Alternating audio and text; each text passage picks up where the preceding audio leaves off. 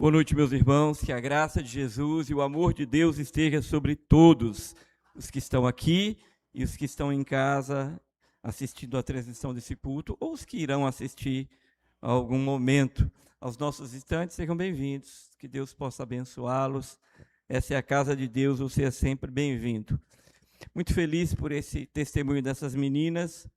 A vocação batista é muito forte na área missionária, através da nossa junta de missões e tantas ações nos estados, e a gente fica contente. Se você foi tocado, movido, a gente às vezes não pode ir, mas a gente pode ajudar aqueles que podem ir, contribuindo de alguma forma e incentivando essa geração a usar a sua vida, ou parte dela, nesse momento que pode e tem mais liberdade, para evangelizar e levar a palavra de Deus. É uma experiência única. Também nossa obra missionária, missões mundiais, que estamos aí a todo vapor. Agora, no final do mês, completamos R$4.000 de envio a esta obra espalhada pelo mundo, aonde a maioria não pode ir, mas através da nossa junta nós podemos fazer missões no mundo todo, como foi explanado aqui por Patrícia. Acredito que esse ano a gente chega aí a 5, 6 mil de contribuição para missões mundiais. Parece pouco, mas se cada igreja batista no Brasil contribuir um pouquinho, nós vamos conseguir manter esse trabalho. Já vista que os missionários batistas, eles são preparados, como o irmão aqui falou, eles são preparados em treinamentos transculturais, eles têm plano de saúde, eles têm salários que chegam rigorosamente em dia. Como isso acontece? Acontece por responsabilidade missionária, através da nossa junta, com a contribuição voluntária de cada igreja, de cada irmão. Amém? Isso é muito bom, isso é maravilhoso, isso é o ID do Senhor. Queridos, nós estamos voltando, né? Dizem as más línguas aí, brincadeira, que o ano começa depois do período do carnaval. Pois bem, nós estamos voltando, o pessoal vai voltando do recesso, de férias, de praias, e já ontem nós voltamos com jovens e adolescentes, terça-feira voltamos com as nossas organizações a partir de 7 horas, cada grupo separado. Quarta-feira voltamos à sopa, irmãos, mas não venha pela sopa, não, também. Venha pelo culto, é uma bênção, culto de oração. Sábado voltamos com os casais, final haverá um aviso aqui, muito legal. Então, nós estamos voltando a todo vapor, você é o nosso convidado para ser edificado e abençoado pela palavra de Deus. Bom, eu comecei quarta-feira uma série de mensagens no Salmo 91, e hoje vou iniciar uma série de mensagens no livro de Efésios. Você pode já abrir aí, mas apenas no capítulo 6. E os irmãos vão entender por quê, talvez até já tenham feito a ponte das duas referências. Vai ser uma série porque, como é expositiva, demora muito, a gente tem que explicar aí verso a verso, enfim. Então, talvez 4 ou 3 mensagens dentro do capítulo 6, hoje eu inicio. Eu gostaria de falar com os irmãos da relevância e a importância, principalmente começando o ano, dessa que a gente chama de as batalhas espirituais que nós temos. Mas antes de ir ao texto, antes de fazer uma introdução, eu queria ler o texto. Efésios, capítulo 6, por favor.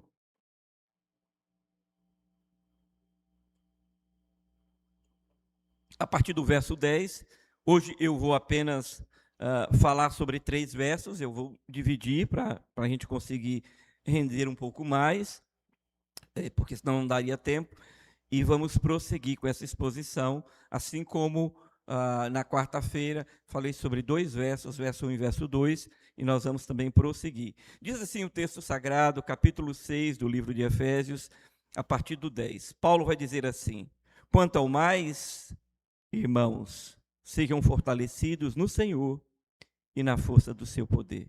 Revistam-se com toda a armadura de Deus, para que possam ficar firmes contra as ciladas do diabo. Verso 12 e último. Porque a nossa luta não é contra a carne, nem contra o sangue, mas contra principados e potestades, contra os dominadores do mundo tenebroso, contra as forças espirituais do mal nas regiões celestiais. Vamos orar, curve sua cabeça. Senhor Deus e Pai, obrigado por esse culto que nós prestamos ao Senhor. Até aqui, cada leitura bíblica, canção, cada testemunho, oportunidade de ofertarmos, dizimarmos em adoração ao Senhor, em compromisso com a tua obra, pelos testemunhos dados aqui, pelas nossas crianças que estão ali aprendendo o Evangelho numa linguagem adequada, por cada vida que está ouvindo em algum lugar e os que vieram aqui. O Senhor conhece os corações, o Senhor sabe das nossas necessidades. Tua palavra, Deus, é a fonte de toda vida, inspiração, direção e aprendizado das nossas vidas. Por isso, nessa noite, ela salte aos olhos do teu povo, o teu Espírito possa abrir os olhos do entendimento. Para isso, use por misericórdia a minha vida, trazendo a iluminação em cada coração. É assim que nós oramos e desde já te agradecemos. Amém.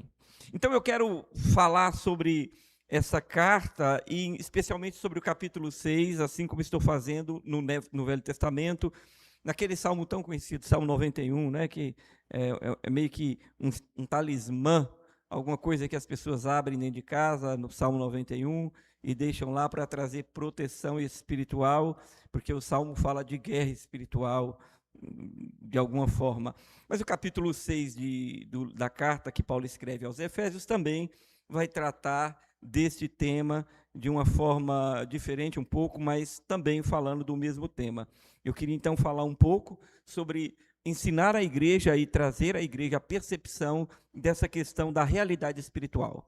Nós vivemos em um mundo onde nós tocamos, eu peguei esse copo, eu estou bebendo água, eu tenho aqui um púlpito à minha frente, a gente vive num mundo material, onde a gente toca, onde a gente vê, a gente sente sensações, sentimos o vento, temos percepções, e nós muitas vezes ficamos cegos, apesar de enxergar todas essas coisas, concernente a uma realidade que nós não podemos ver pelos olhos naturais, mas que ela existe, e a Bíblia fala sobre ela. É uma guerra que se trava em nosso entorno, ao derredor, como Pedro vai dizer, né, que o diabo fica ao derredor. Ela é muito real, ela está manipulando situações, ela está induzindo pessoas, influenciando pessoas, ela está provocando brigas, divisões, confusões, ela está resistindo ao Evangelho, ela está endurecendo o coração das pessoas, e ela é tão real e às vezes a gente passa despercebido. O apóstolo Paulo, então, vai escrever a carta a esta igreja,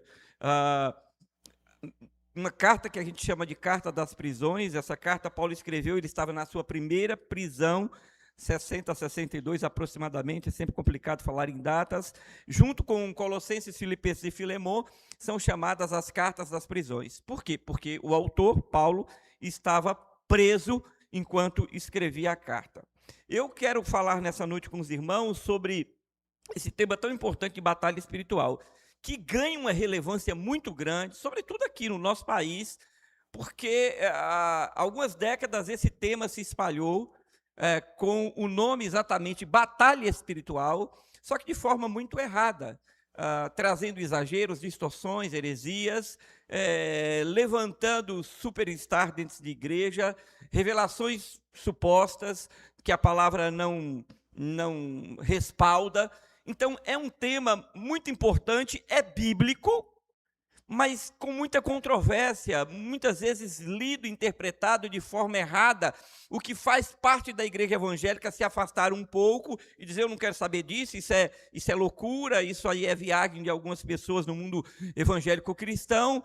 E, por outro lado, aqueles que entendem que existem, mas exageram porque não têm um conhecimento bíblico ou não buscam entender aquilo que Deus quis fazer, falou através do autor bíblico. Então, é uma realidade, precisamos entender, porque é de grande relevância, a despeito de tantos problemas que a igreja no Brasil já teve por causa desse tema de exageros. A ideia não é trazer medo, nem fazer o povo de Deus ficar apavorado. Esse não é a ideia. Há livros que foram lançados a década passada que assustava. O Mundo Tenebroso, por exemplo. Eu conheci pessoas que leram esse livro. Alguém já leu esse livro?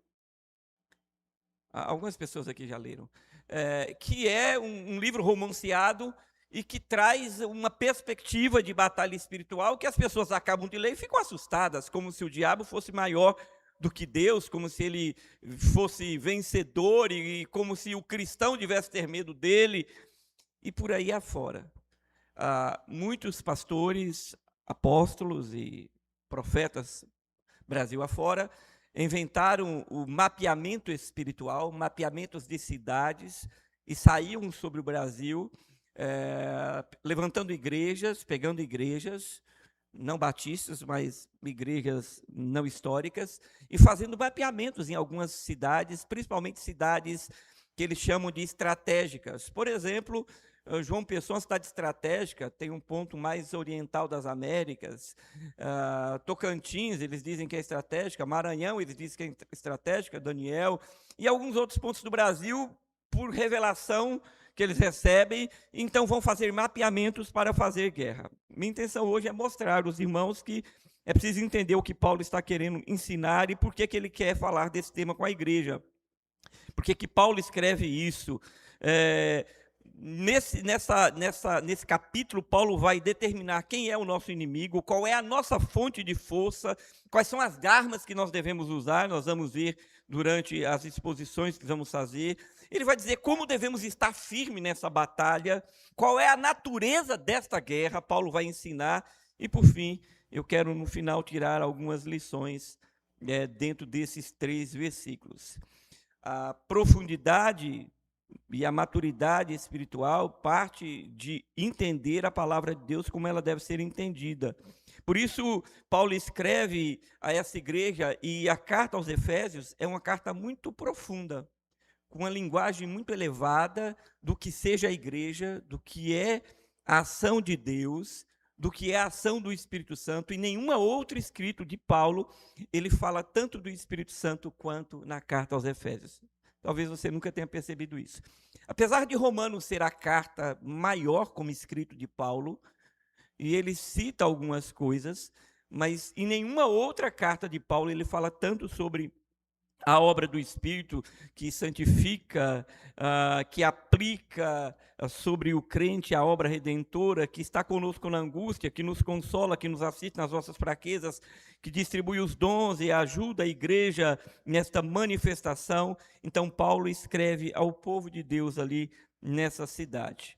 No verso 3, no capítulo 3, do verso 13, Paulo vai revelar o motivo dele escrever. Diferente da maioria das cartas de Paulo, que existia um motivo específico, normalmente um problema, um ataque à igreja, alguma coisa que se levanta, e problemas de divisão, problemas de heresias e coisas dessa natureza. Essa carta não contém uma ação que provoca Paulo nesse sentido. Não. Paulo escreve essa carta da prisão, porque Paulo recebe a notícia que os irmãos estavam preocupados com ele. E pensando da seguinte forma: meu Deus, o que será do evangelho agora? Porque o homem, o grande pregador, o homem que Deus levantou, os apóstolos aos gentios, está preso. E o que será do evangelho? Mas não só isso. Eles pensavam, que é um pensamento errado cristão, como é que o homem de Deus, que Deus usa tanto e já fez tantos milagres e maravilhas, sendo usado por Deus, agora está preso, está sendo condenado e provavelmente vai morrer. Então a igreja estava sofrendo por isso. E Paulo, no capítulo 3, no verso 13, ele vai falar sobre isso. Ele diz assim: porquanto peço que não desanimem. Desanimem por quê? Por esses motivos que eu acabei de colocar. Pelas minhas aflições, pela minha prisão, a favor de vocês, a favor do evangelho. Então, o motivo central de Paulo escrever essa carta é para que aquela igreja não se desanimasse, não parasse, avançasse, porque tribulações, lutas, dificuldades, para aquele que tem fidelidade a Deus no evangelho, vão sofrer. Então, Paulo vai escrever essa carta justamente para dizer àquele povo: fiquem firmes, porque vocês têm muitas lutas aí a lutarem e vocês não podem desistir. Em Atos capítulo 19, o apóstolo Paulo vai nos informar, a carta, o livro de Atos nos informa que Paulo funda aquela igreja e passa ali alguns anos, não muitos, na sua terceira viagem missionária. Que região era essa? O que era a cidade de Éfeso? Como era? Era uma das cidades mais importantes da Ásia Menor. De de uma influência, depois do Porto, de uma frequência que recebia pessoas de todos os lados. Pensa aí em Aparecida, em São Paulo, eixo São Paulo-Rio. Eu conheço, já estive lá, morei em São Paulo, que recebe gente do Brasil todo, se não do mundo todo, durante todos os períodos do ano. Então, era uma cidade de muita efervescência espiritual, com muitas influências de toda espécie de religiões e filosofias, com muita influência mesmo. Tinha um dos maiores templos, a deusa Artemis ou Diana, foi considerada uma das maravilhas do mundo antigo. Então, era uma cidade que realmente tinha muita influência. E se tinha influência e com tanta coisa sendo pregada para desvirtuar o evangelho, enganar as pessoas, era uma cidade que a igreja sofreria e precisaria estar firme. Daí você começa a entender um pouco o porquê do capítulo 6. Então, o ambiente religioso era muito carregado, com muita idolatria, culto ao imperador, práticas mágicas, ocultismo, escola de feitiçaria. Está lá em Atos 19, se quiser pode pôr aí para o pessoal ler.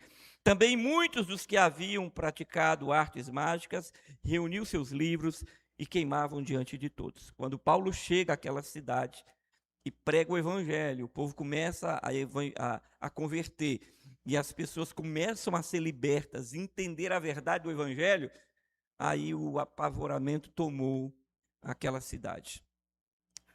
Parte começa a se converter, libertos começa a rasgar livros caros.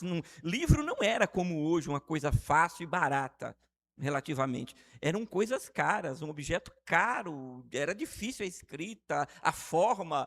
Eles deram um prejuízo imenso, principalmente aqueles que usavam esses mecanismos para também enriquecer, tirar proveito, além da escravidão espiritual. O evangelho confrontava aquele ambiente, trazendo libertação espiritual àquelas pessoas. A conversão de muitos ali, então, provocou um rebuliço, não é?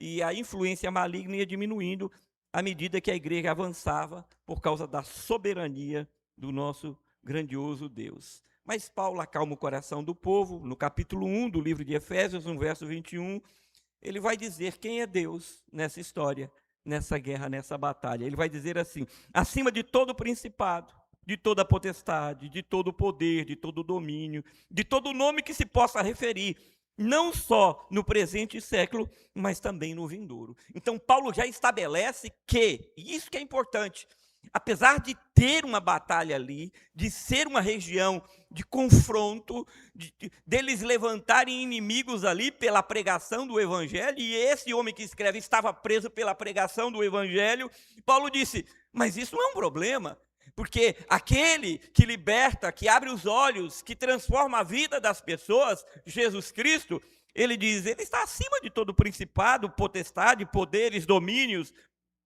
de tudo que se possa referir.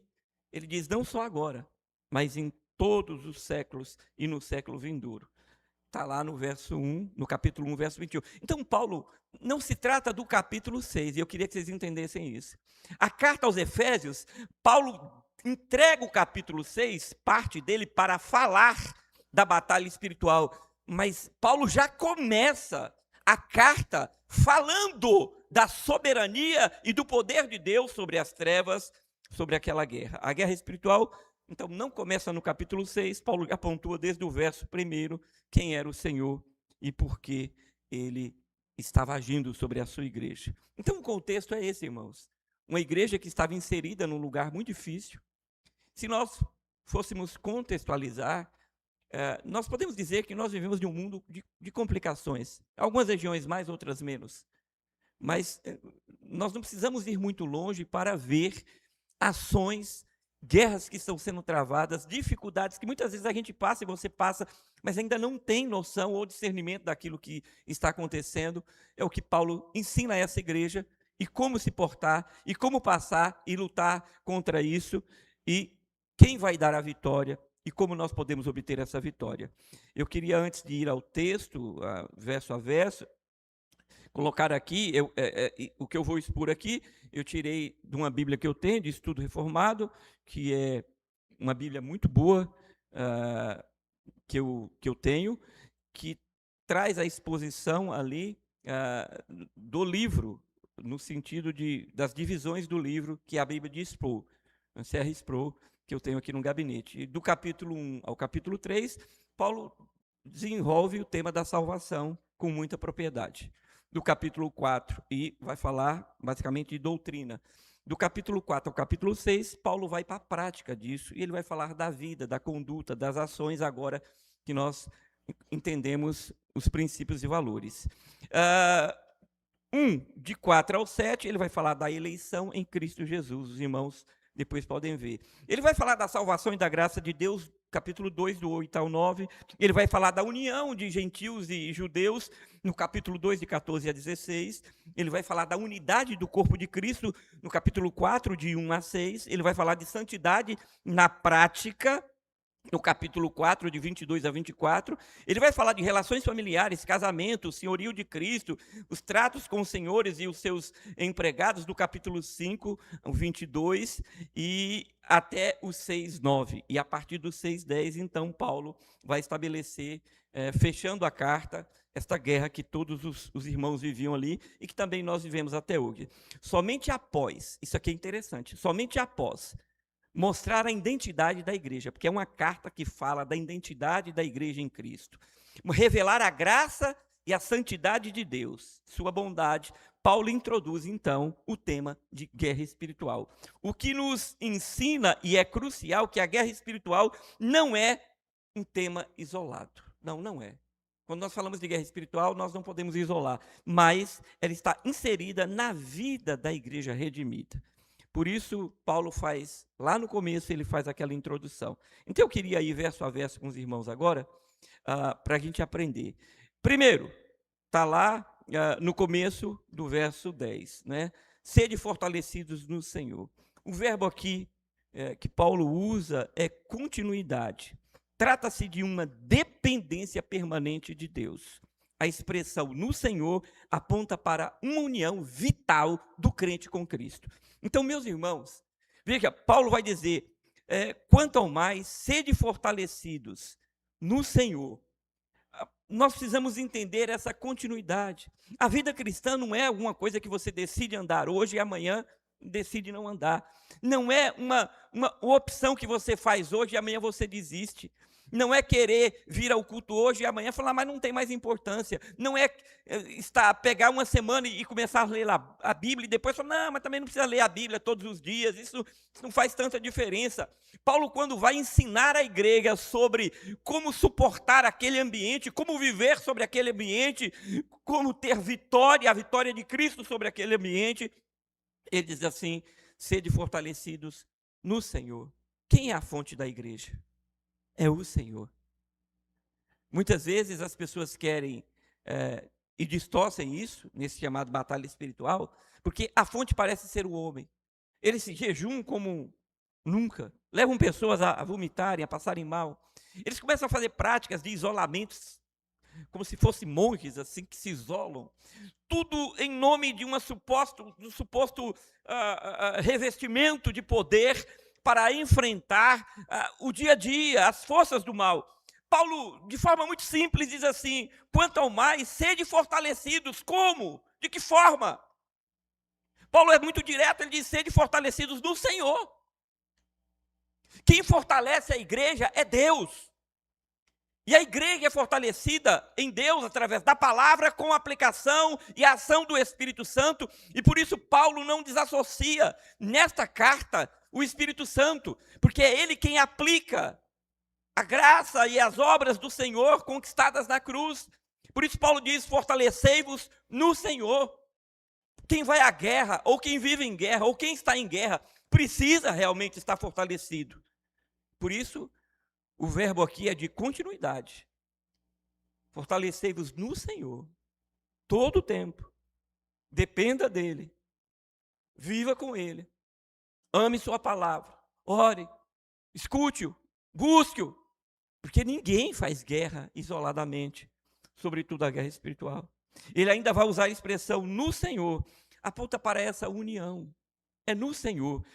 Fortalecei-vos no Senhor. e na força do seu poder, que é o Espírito Santo. É no Senhor, essa união do crente com Deus. Ninguém vai longe. Um cristão não vai longe. O filho pródigo, quero usar aqui Lucas 15 como referência. O filho pródigo decidiu se afastar do pai. Você sabe as figuras daquele texto. A casa do pai, a proteção, a presença de Deus, a segurança que ele dá. O filho decide ir embora, achando que fora do Senhor, da comunhão, da dependência, de estar ligado continuamente, ele poderia vencer. Ele foi sendo sugado, caindo em orgias, em armadilhas.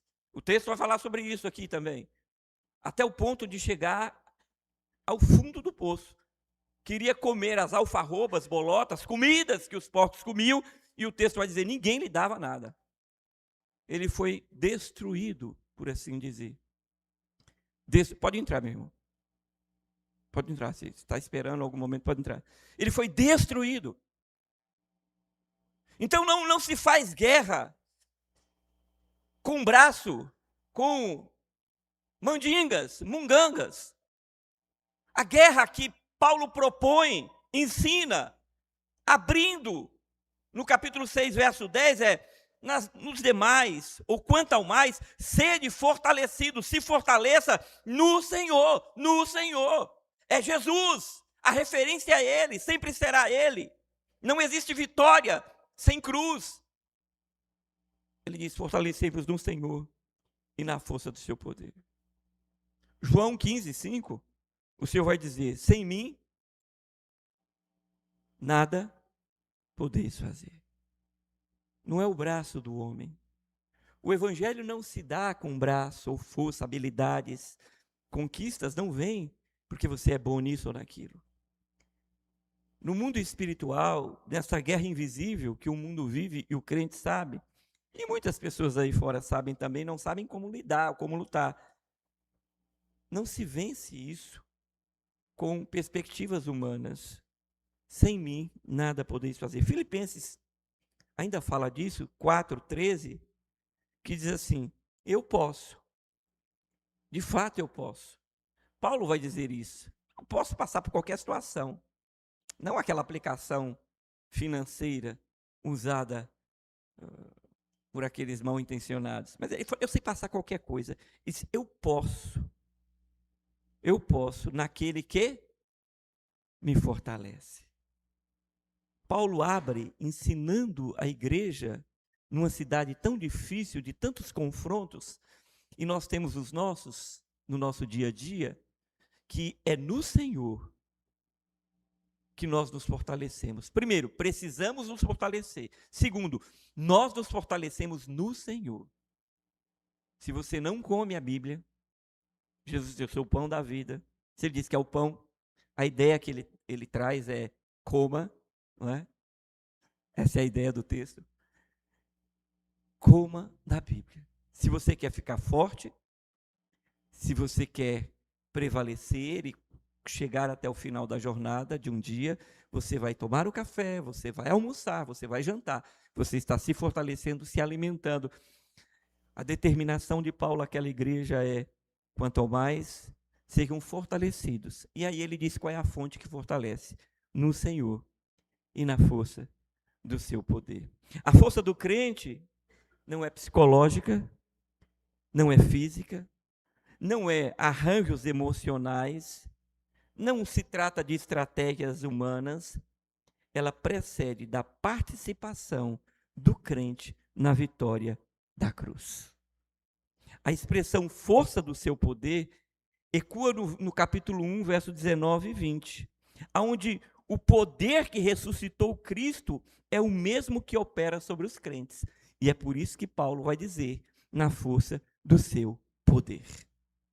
No mesmo livro, capítulo 1, 19 e 20.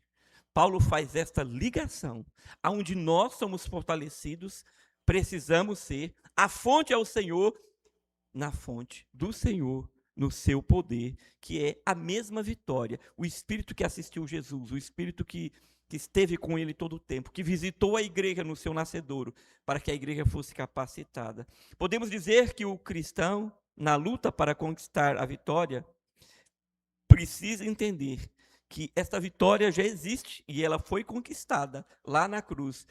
Ele apenas precisa estar unido ao Senhor. Então, Paulo faz um apelo à igreja: estejam no Senhor, vivam no Senhor, se fortaleçam no Senhor, para que o Espírito haja em vocês, aplique a iluminação, aplique tudo aquilo que foi feito na cruz, para que vocês possam prosseguir e vencer. A gente sabe que muitos têm naufragado na fé. Quando há muito oba-oba e pouca Bíblia, muito oba-oba, pouco oração, muito oba-oba, pouco compromisso sério com a verdade, é apenas questão de tempo para essas pessoas naufragarem. E eu não digo isso com alegria, é uma tristeza. Porque o que fortalece o crente e a igreja é a palavra do Senhor. Por isso Paulo fala, nessa batalha, ele diz a essa igreja, e serve para todos nós. Em segundo lugar, ainda continuando no verso, a realidade do inimigo. Nós não podemos brincar com isso. Se por um lado levam e brincam, ou inocentemente ficam fazendo mungangas por aí, por outro lado, parte da igreja muitas vezes não quer falar, quer fugir dessa realidade, ou por medo, ou desconhecimento, a realidade do inimigo. Ele diz assim, revesti-vos, no verso 11, de toda a armadura de Deus.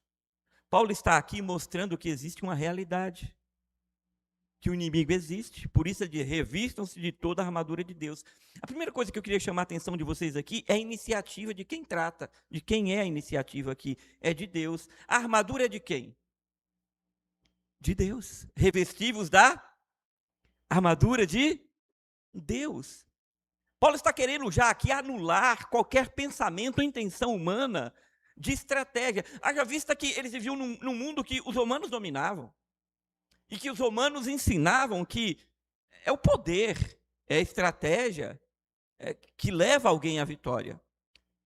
A gente pode também pensar que no antigo Israel, o povo, a partir de Josué, viveu em guerra. Davi foi o grande maior rei de Israel.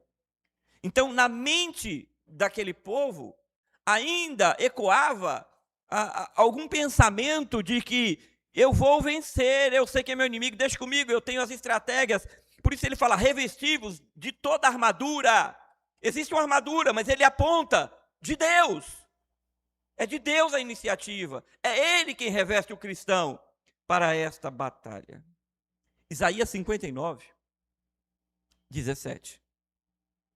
Diz assim, vai descrever que o próprio Deus estava vestido da couraça da justiça e do capacete da salvação. Revesti-vos de justiça, como de uma couraça, e pôs o capacete da salvação na cabeça, e pôs sobre si vestes de vingança, e se cobriu de zelo, como de um manto. É a figura do próprio Deus. O contexto ali é a vitória, é a guerra de Israel. O que Paulo está ensinando aqui é que existe uma armadura, porque existe uma guerra.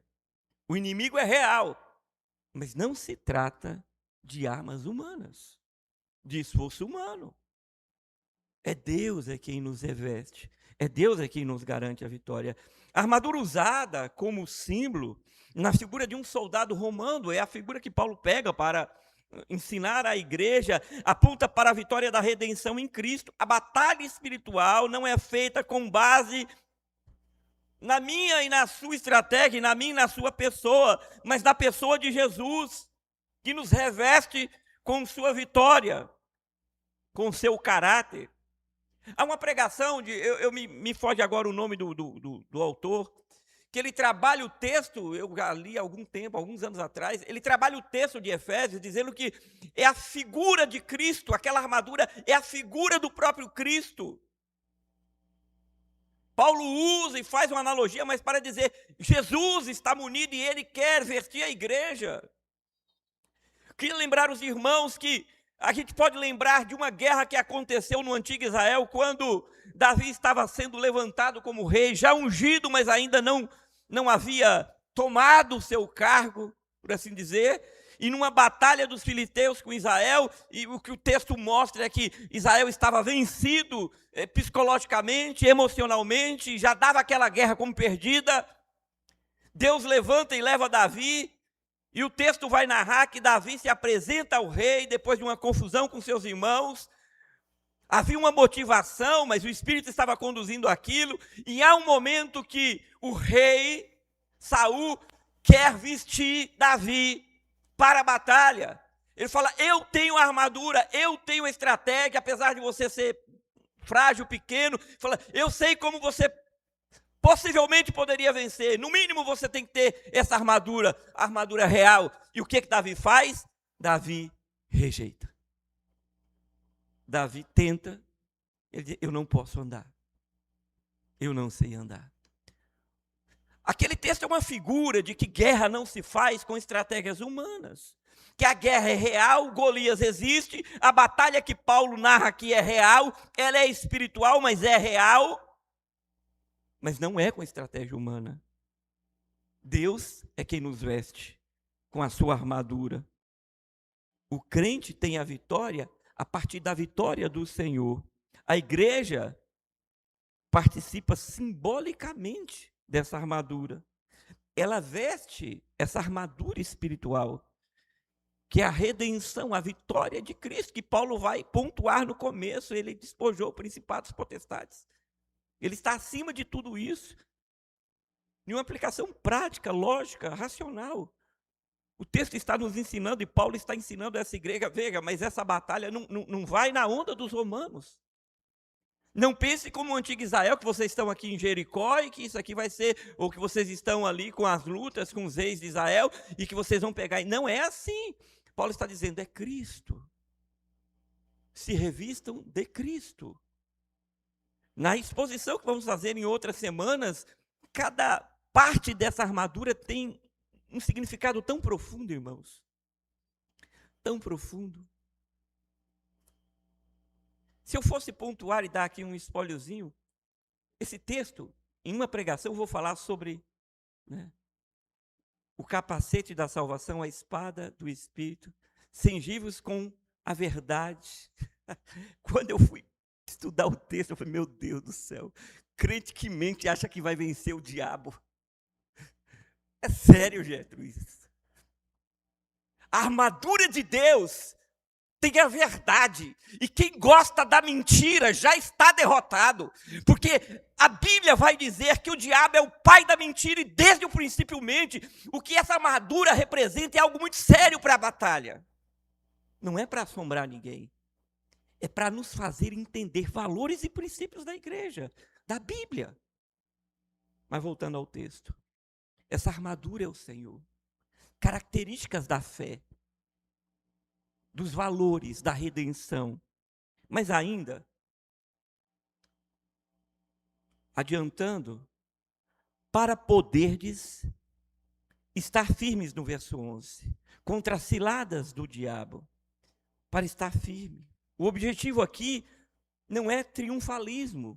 Na batalha espiritual que há décadas se desenrola na igreja brasileira, há uma perspectiva de triunfalismo, de projeção humana, de levantar cidadãos dentro das instituições que são super-homens, espiritualmente falando, que suas orações, que de alguma forma eles têm alguma coisa. Deus os ungiu como ungiu Davi, Deus os ungiu como chamou os profetas. Não é esta a ideia. Paulo está falando a uma igreja que estava inserida em um contexto difícil, mas que precisava avançar e permanecer. Paulo está dizendo: eu também estou, por amor de vocês, pelo evangelho, eu estou preso. Não significa que estou derrotado, eu estou preso. O evangelho está livre, Deus continua salvando. Tanto é que as cartas estavam sendo enviadas. O objetivo de ficar firme não é para você conseguir vencer, não é esse. Longe disso. Tiago 4:7 vai nos apontar um caminho diferente, de submissão, de dependência. Tiago vai dizer, capítulo 7, verso 4:7, vai dizer assim: sujeitai-vos por quanto a Deus. Ele começa dizendo: se sujeite a Deus. Resista ao diabo e ele... Então não é para assustar ninguém. Guerra espiritual não é para trazer pânico e terror, como aquele livro que citei e muitos outros. Que as pessoas, eu atendi na época pessoas que estavam tendo visões apavoradas, que coisas assim esquisitas elas diziam estar acontecendo porque tinham lido o tal do livro. Não. A guerra, para estar firme, para poder ficar firme contra as ciladas do diabo, é sujeitar-se a Deus. Percebe, Esther, que mais uma vez ele aponta, vai para Jesus, volta para Deus, é Ele, e de novo Ele, e novamente Ele. Sujeite-se a Deus, resistam ao diabo, e ele fugirá de vós. 1 Pedro 5, 8 e 9, preguei esses dias aí, ele diz assim, sede sóbrios e vigilantes, porque quem está em guerra precisa, né? Ser sóbrio e vigilante. O diabo, vosso adversário, anda ao derredor, como um leão que ruge, procurando alguém para devorar. Resistível, firme na fé. Cadê? Tem fé ali? Hã? Eu não estou vendo fé ali, mas tá bom, vocês estão vendo? Hã? Ah, na primeira linha. Ah, tá. É. Na primeira linha. Firmes na fé. Você fala, o que isso tem a ver? Bom, eu falei de manhã aqui em outro contexto, e eu quero lembrá-los. A Bíblia diz que a fé do qual a Bíblia trata não é a fé humana. O que é a fé humana, pastor? É a fé de alguém que já viveu há algum tempo suficiente para, em algumas circunstâncias da vida, se sentir confortável, sem medo, seguro, para dizer, vou lá, isso aí eu tiro de letra. Porque teve uma experiência de vida em alguma área, e para alguém que não viveu, possa se apavorar, mas para aquela pessoa, não, Então, é a fé humana que a gente chama. A Bíblia não trata dessa fé. Pedro está citando aqui, resiste-lhes firmes na fé, significa dizer que a Bíblia vai dizer que a fé vem pelo e ouvir o quê? Então essa fé, mais uma vez, vem da ligação do crente com o seu Senhor, porque a Bíblia, o Evangelho, é o Senhor. A batalha, para estar firme, não se trata de triunfalismo, de alguma coisa que você tenha de especial. O coração é enganoso, eu falei isso hoje, a gente fica atrás de ídolos. Israel sofreu e penou porque vivia colocando ídolos. Ainda a igreja de hoje coloca ídolos no coração. O ídolo pode ser um pastor, o ídolo pode ser a própria instituição, o ídolo pode ser muita coisa, mas o diabo é muito sutil. A Bíblia diz, Pedro vai dizer, é com muita sutileza, ele vive ao derredor, ele quer criar ídolo. O ídolo pode ser a esposa, pode ser até um filho, pode ser um neto, o ídolo pode ser muita coisa, e o ídolo quer contaminar o seu coração, destruindo a sua vida. Por isso a fé, que ele diz que é quem vai resistir, não é uma fé em você, é uma fé que advém do conhecimento da verdade bíblica, que enche você de fé. Por isso, o escritor aos Hebreus, se é Paulo, se é outro, não sei, o texto não fala, vai dizer assim, porque aquele que se aproxima de Deus, é necessário que creia, que tenha fé nele. Porque sem fé, o escritor vai dizer, é o quê? Impossível agradar a Deus. Ficar firme é voltar-se, conhecer as promessas, o que Deus promete, como agir, como se comportar. Por que eu preciso estar firme? Porque há uma realidade aqui, no verso 11, para que possam ficar firmes contra as ciladas do diabo. A palavra cilada aqui indica estratégia do inimigo, engano, sutileza. Irmãos, pensa comigo, logicamente, cilada é cilada. O bicho não sabe que o caçador colocou ali uma armadilha, uma cilada. Cilada é cilada, cilada não se espera. Cilada não é alguma coisa que você consiga se precaver. Não é alguma coisa assim que está muito clara. É uma cilada. Paulo vai dizer, ensinando aquela igreja, naquele contexto que eu falei, de tantas coisas fluindo no espaço, no respirar daquela região, daquela cidade, Paulo diz assim: vistam-se de toda a armadura de Deus para que possam ficar firmes contra as astutas ciladas do diabo. A atuação satânica, muitas vezes, é manifesta por meio de mentiras, acusações, seduções imorais, falsas doutrinas. Tudo isso são ciladas. As ciladas são postas todo dia, pode ser até dentro da igreja, por um pregador, por um irmão, por uma aplicação errada.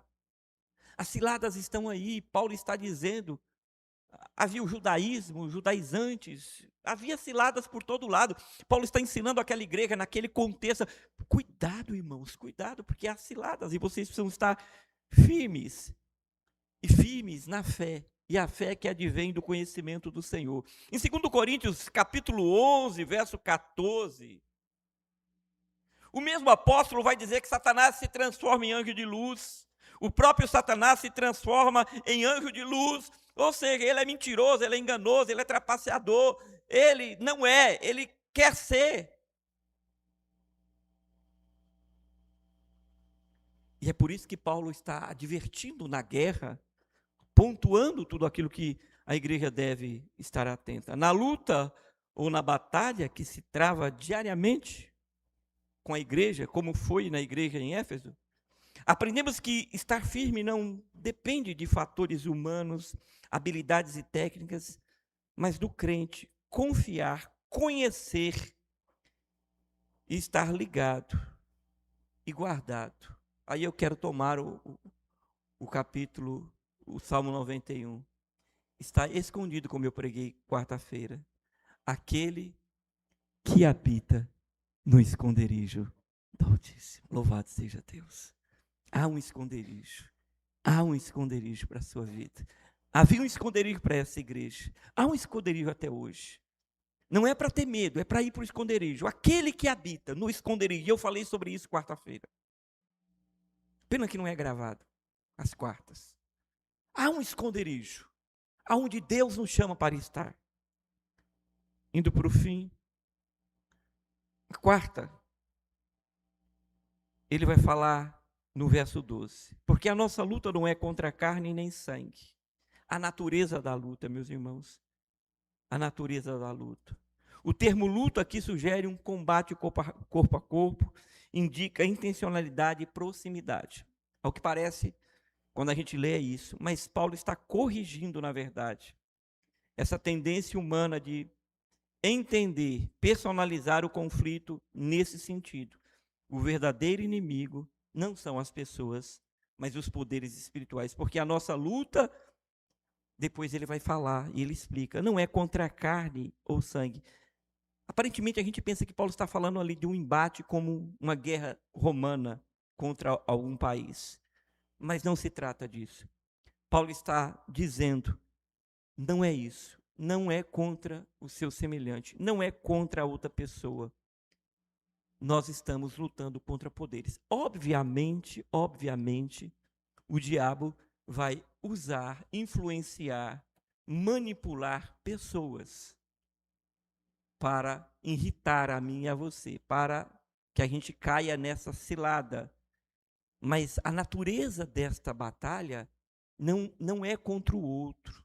Eu sei, a gente se irrita, eu sei, a gente tem a tendência de cair nessa armadilha, mas Paulo está dizendo, não é. Jesus realmente repreendeu Pedro severamente, mas ele não partiu para cima de Pedro para bater em Pedro.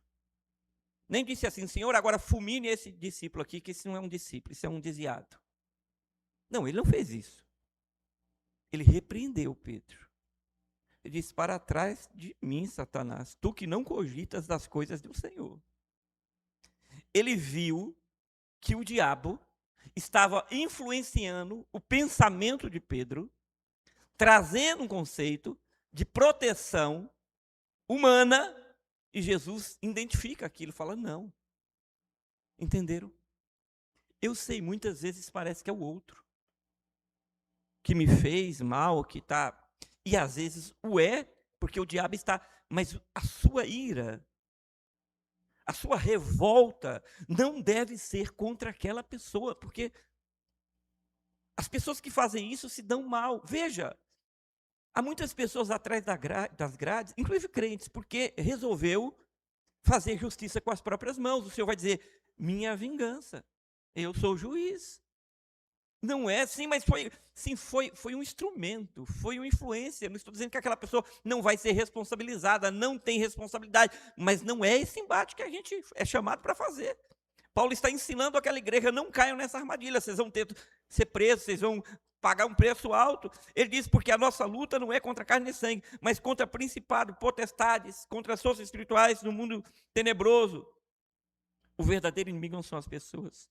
Ele vai colocar a hierarquia aqui, principados, potestades, dominadores do mundo tenebroso, forças espirituais do mal. Essa expressão só indica uma coisa, a influência do poder do mal. Mas ela não dá a igualdade dos poderes. Deus, Paulo já abre a carta dizendo, Deus é maior, o poder de Deus é maior. Ele expôs publicamente, mas nos ensina sobre a influência que esses poderes atuam e agem. Agora, aí, mais uma vez, e de novo, aquele pessoal da guerra espiritual, da batalha espiritual, pega isso aqui e faz uma lambança. E quer, cada ponto desses aqui, eles querem colocar e inventar um monte de... Isso aqui só quer dizer o seguinte, que eles são organizados e que é uma hierarquia, ponto. Só isso, Daniel. Isso é um monte de munganga para explicar o óbvio. Paulo está dizendo, meus irmãos, não é contra o homem, é forças espirituais, e eles são organizados, então presta atenção. É sobre isso que Paulo está falando. Mas ele não está dizendo que é igual. Colossenses 2,15, ele vai estabelecer, ele vai dizer assim, e despojando, triunfando de principados e potestades, publicamente, ele fez isso na cruz, os expôs ao desprezo, triunfando deles na cruz. O crente tem que se apegar às promessas da verdade bíblica e não ficar dando trela, não negar, mas entender aonde estamos. Hebreus 2,14 diz assim, para que, por sua morte, triunfe aquele que tem poder da morte, a saber, o diabo. Para que, por sua morte, falando de Jesus, triunfasse, sobre aquele que tem o poder da morte, a saber, o diabo. Pronto, está dito. Não há dualismo igualitário aqui. Deus permanece soberano. Esta batalha já foi vencida por Cristo Jesus. O que Paulo está fazendo aqui é ensinando à igreja como viver a vitória conquistada na cruz. Por isso o texto sagrado vai dizer assim, lá nos evangelhos, vocês são muito mais que vencedores. Muito mais, porque a vitória na verdade foi de Cristo. Nós temos a vitória de quem venceu. E estando unidos nele, nós somos vencedores. Precisamos entender contra quem estamos lutando. Ou seja, quem, na última instância, está por trás de todas as provocações e ações que nos acontecem nessa vida. Não podemos jogar. Paulo está ensinando essa igreja, não caia nessa armadilha. Paulo está nos ensinando, a Bíblia está nos ensinando, não caia nessa armadilha. Para fundamentarmos essa ideia aqui, eu vou terminar, nós entendemos que Paulo está ensinando a essa igreja que há uma realidade, e essa realidade é que o diabo existe. A depravação humana é o campo da atuação do diabo. Esta é uma outra realidade que fundamenta o texto. O diabo existe. E que a depravação humana, a queda do homem, é o campo aonde ele age. O texto nos dá um fundamento de que a soberania de Deus é absoluta sobre todas essas coisas. O conflito espiritual não anula a responsabilidade humana, nem compromete a providência de Deus. Eu acho lindas essas frases. Entendê-las é fundamental para caminhar na fé. O homem vai responder. Sim, vai responder. Mas Deus é soberano em todas as coisas. Ainda que o mundo espiritual exista e o diabo haja, mas Deus, Ele está na frente de tudo. E os homens precisam entender que serão responsabilizados. Deus governa todas as suas criaturas e as suas ações, inclusive as más, sem ter e sem ser o autor do mal. É difícil, mas é a verdade. Eu estou lendo o livro de Jó, e aqueles diálogos de Jó com os amigos dele é muito bom. É meio difícil, é preciso ler com muita atenção, mas é muito profundo aquilo ali. Quando Jó começa a discorrer do poder, da soberania de Deus, quando ele vem lucidez na mente dele. Quando Deus faz as coisas, permite. Já no começo do livro, Deus permitindo. Deus manipula. É isso, Deus manipula. Deus permite de tal forma e também vai cobrar o homem pela sua ação, mas Deus não perde o controle de nada. Por isso ele nos ensina através da palavra, o diabo foi, fez, mas Deus estava no controle. Então Deus governa todas as coisas e as suas criaturas e as suas ações, inclusive as coisas más, sem contudo ser o agente do mal. Não torce a cabeça não aí, mas é assim. É assim. No fim, Deus está vendo tudo. Os homens acham que estão no controle. Faraó achava que estava no controle. Deus falou um segredo a Moisés: sou eu que vou endurecer o coração dele. Só um segredinho para você, Moisés. Ele vai acontecer um monte de coisa ruim. Escute, sou eu que vou fazer isso. Percebe? Faraó foi responsabilizado. Deus direcionou. Faraó foi responsabilizado. Há uma batalha. Mas o Senhor, os músicos podem vir, e o Senhor está no controle. Eu quero tirar algumas lições para terminar, porque a gente vai ter outras exposições nesse capítulo. A primeira lição, que eu queria que você saísse daqui convicto, através do texto sagrado, é que a guerra espiritual é uma realidade bíblica irrevogável. Ela existe. A gente não pode negar isso. Estamos dentro de uma guerra. Mas o Senhor está conosco. Segundo ponto que aprendemos aqui, o inimigo é espiritual, não humano. Se nós entendermos isso, embora chateados, com raiva, quero matar, mas não vai matar não. Você vai orar. E você vai dizer igual Jesus: sai da reda dele, Satanás. Né? Imagina, eu fico pensando, Jesus foi corajoso, né? Arthur, imagina um pobre pastor como eu chegar para alguém assim, perceber e falar: sai dele, Satanás. Nunca mais essa pessoa entra na Betel. Nunca mais esse indivíduo volta aqui, não é verdade? Mas era Jesus. Nós não precisamos falar isso. Nós voltamos, ajoelhamos, dizemos: Senhor, eu repreendo esse espírito de influência, esse espírito de engano. Paulo fez isso, né? Chamou, falou: isso é um espírito de engano. Sai dele. O espírito de engano. O inimigo é espiritual, não é humano. Em terceiro lugar, aprendemos aqui que a força do crente está exclusivamente no Senhor. Não inventa outra coisa, não. Suas técnicas.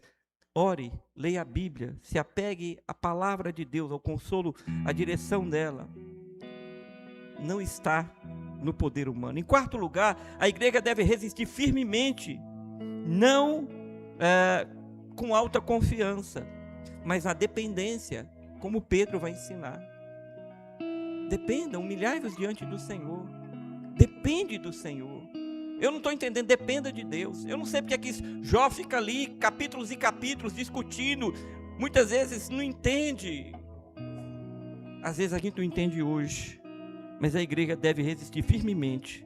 Não porque confia ou entende tudo, mas porque conhece que Deus está no controle de todas as coisas. Em quinto e último lugar, Cristo já triunfou sobre todo o poder do inimigo, espiritualmente falando.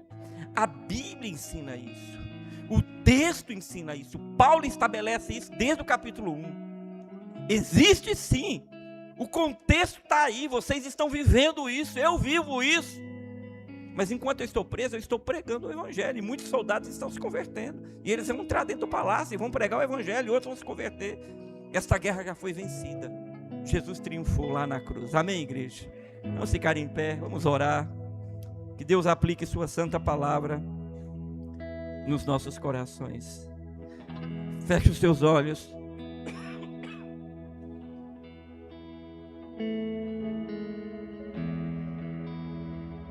Obrigado, Deus, pela tua palavra. Ela é consolo, ela é fortalecimento, ela é revelação, ela é fé, ela é esperança, ela é estratégia, ela revela Deus, ela ensina, ela nos deixa de um lugar seguro.